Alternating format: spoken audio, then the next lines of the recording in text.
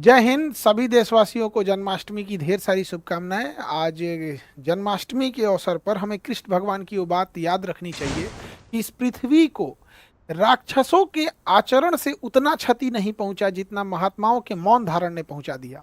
और ये हकीकत है। समाज में गलत लोग ज्यादा नहीं हैं, लेकिन वो बढ़ चढ़ के बोलते हैं और अच्छे लोग चुप रह जाते हैं। इससे गलत लोग फायदा उठा लेते हैं। समाज में 10% से भी कम चोर होंगे, लेकिन 100% घर में ताले बंद होते हैं।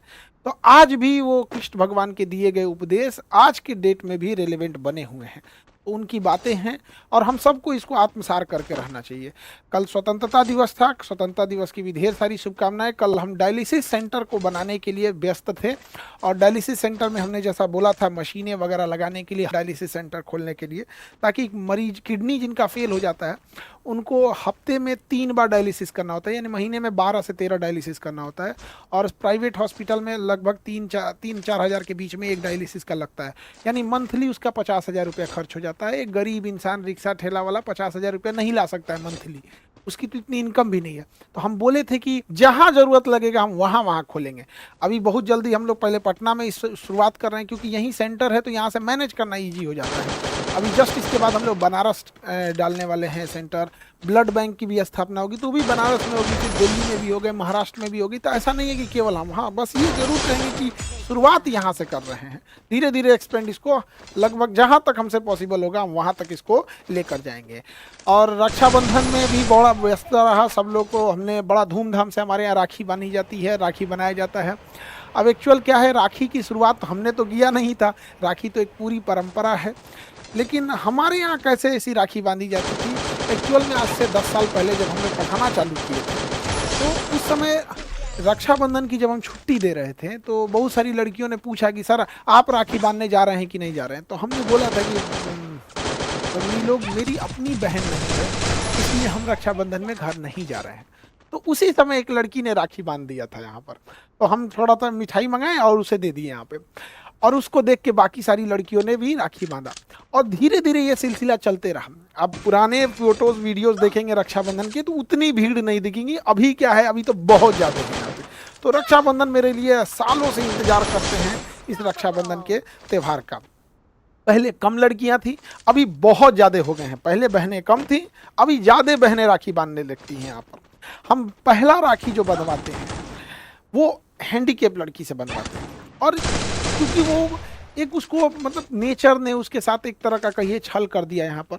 और हैंडीकेप लड़की के लिए वो चल भी नहीं पाती है, तो हमें उसके लिए घुटने पे बैठना होता है। ये दिखाता है कि प्रेम वगैरह, ऐसे नहीं है कि हम किसी दूसरे के लिए घुटने पे बैठ सकते हैं, कभी नहीं। वो एक भाई बहन का प्रेम है जो ये नहीं देखता है कि क्या धर्म है, क्या जाति है, क्या ऊंच नीच, कोई मायने नहीं रखता है।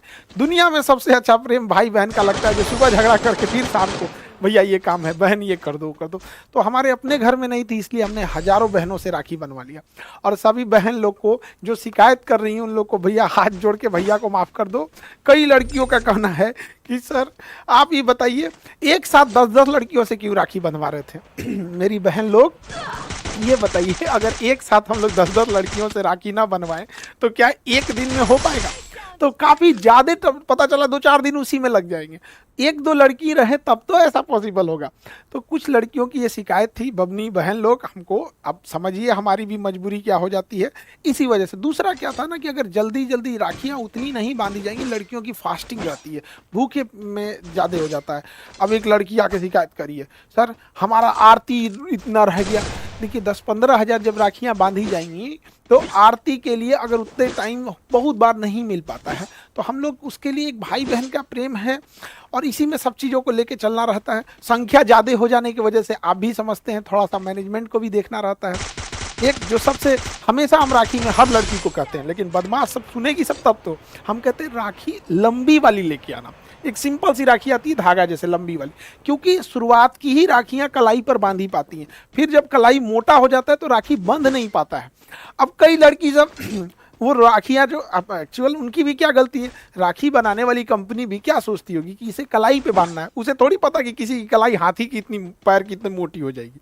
तो लास्ट में जो राखियाँ होती हैं वो बंध नहीं पाती है, तो फिर मजबूरी में क्या होती है, उन राखियों को एक पर रख के फिर उसे दूसरी किसी बड़ी राखी से लपेट दिया जाता है, बांध दिया जाता है। तो खैर इतना लंबा प्रोग्राम रहता है, तो एक साथ करने के लिए थोड़ी सी मजबूरी रहती है, और उस दिन लड़की लोग को बोल भी नहीं सकती, गुस्सा भी जाती है, तो भैया ये बात ठीक नहीं है। लेकिन समझिए बहन लोग, इस नेक्स्ट टाइम पे और बेहतर करेंगे।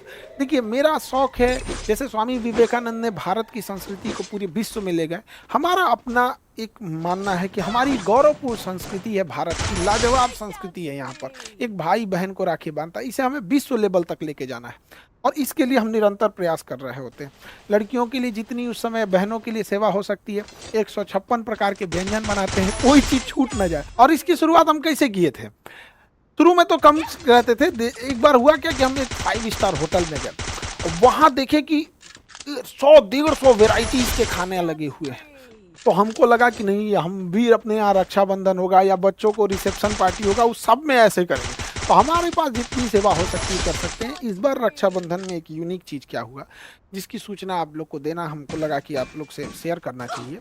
एक लड़की आई, उसके पिताजी को पैंक्रियाज में कैंसर था, और वो बड़ा भारी मन से आई कि सर पिताजी को कैंसर है, हमें दूर डिस्ट्रिक्ट से पटना आना होता है, काफ़ी कॉस्टली इलाज है, यहाँ पे महंगा बहुत है, सर प्लीज़ आप एक कैंसर हॉस्पिटल खोल दीजिए। अब हमको ये नहीं समझ में आया कि हम क्या कहना चाहें, और क्योंकि हम डॉक्टर खुद नहीं हैं, और ना ही हमको कैंसर हॉस्पिटल के बारे में बहुत ज़्यादा मतलब कितना खर्च आएगा ये सब का आइडिया भी नहीं है। लेकिन रक्षाबंधन के दिन एक लड़की राखी बांधने के बाद अगर किसी भाई से ये बात कहे तो भाई मना कैसे करे, आप बताइए। हम ऐसे धर्म संकट में फंस गए कि हम क्या करें, तो हमने ऐलान कर दिया कि हम कैंसर हॉस्पिटल खोलेंगे। और उसके बाद से हम रिसर्च करने लगे। राखी खोलने से पहले हम कई डॉक्टरों से बात किए जिन्हें हम पहले से जान रहे होते हैं, तो उन्होंने कहा कि सर हम ज़रूर आपका हेल्प करेंगे, आपका सपोर्ट करेंगे। हम उन डॉक्टरों का भी बहुत बहुत धन्यवाद देते हैं जो इस मुहिम में उन्होंने हमारा हौसला बढ़ाया और हमें एक मोरल सपोर्ट दिया, बहुत इसके लिए धन्यवाद देते हैं। क्योंकि हमने क्या किया था, अभी जस्ट कुछ दिन पहले ही हमने ऐलान किया था कि हम डायग्नोसिस सेंटर, ब्लड बैंक और हॉस्पिटल डालेंगे। अभी जो हम लोग एक्सरे मशीन लेके आए, महज 35 रुपीज़, 35 रुपये में एक्सरे करके दे देंगे हम।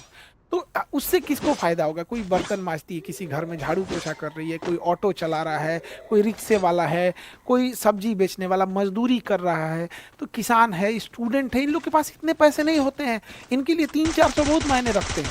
आप ऐसे नॉर्मल एक्सरे कराने जाएंगे 300-400 रुपये लगेंगे। हम ये नहीं कह रहे हैं कि अमीर लोग के लिए तो हमेशा से बेहतरीन हॉस्पिटल है, ये गरीबों के लिए है। तो हम अपने आप को रोक नहीं पाए, क्योंकि इसी देश ने हमें सब कुछ दिया है, अब वापस इसी देश को लौटा के चले जाना है। अब ये जो चीज़ें हैं इसको लेके तो नहीं जा पाएंगे, इसीलिए इसको लौटा के ही जाएंगे। सब कुछ चीज़ें इसी देश का बनाया हुआ है।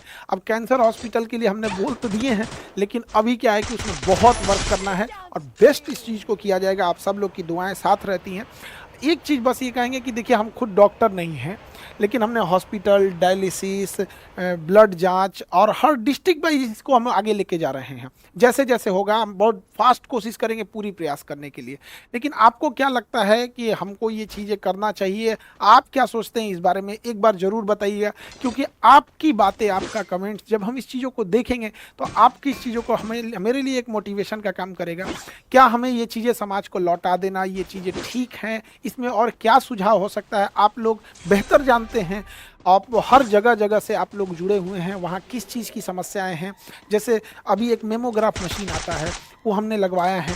वहाँ पे किसी महिला को अगर ब्रेस्ट कैंसर है, क्योंकि महिलाओं में ब्रेस्ट कैंसर काफ़ी कॉमन होता है, तो ब्रेस्ट कैंसर को अर्ली स्टेज में पकड़ लेता है। कई बार मेमोग्राफी इतनी सटीक होती है कि वो स्टेज 1 से भी पहले डिटेक्ट कर लेता है कि आपको संभावना ज़्यादा है, फिर वो वहाँ से बता देता है कि आप पेट सिटी में जाइए क्या है।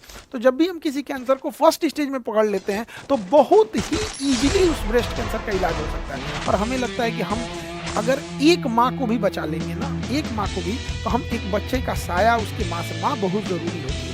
तो आप क्या सोचते हैं, इस पर एक बार ज़रूर बताएंगे। मिलेंगे नेक्स्ट क्लास में। जय हिंद।